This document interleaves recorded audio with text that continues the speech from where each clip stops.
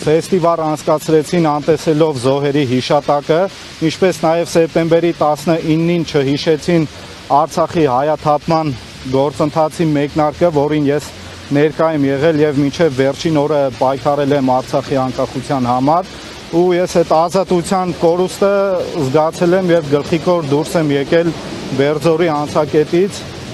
Այս պատմությունը կոպիտ ասած մի անգամ արդեն տեսել եմ եւ չեմ ուզում որ դա կրկնվի, ու պայքարելու ենք, ես եւ իմ ընկերները մինչեւ վերջ պայքարելու ենք ու հասնենք նրան, որպեսզի Հային ու Հայաստանին վերադարձնենք արժանապատվությունը, պայքարելու ոգին։ Դուք սահմանազատման գործընթացների ժամանակահատվածում բավականին ակտիվ էիք եւ այն ժամանակ Հիմա խոսեմ դրա մասին։ Քրեական գործ էր, հա, Հիմա խոսեմ դրա մասին։ Ինչի համար եմ ընտրել այս պայքարի միջոցը, որովհետև ես եւ իմ ընկերները չենք ուզում մեր սերունդներին ու Հայաստանի Հանրապետությանը հայ ժողովրդին, ոչ թե ասել Նիկոլ Փաշինյանին Հայաստանի ժողովրդին, այլ հայ ժողովրդին,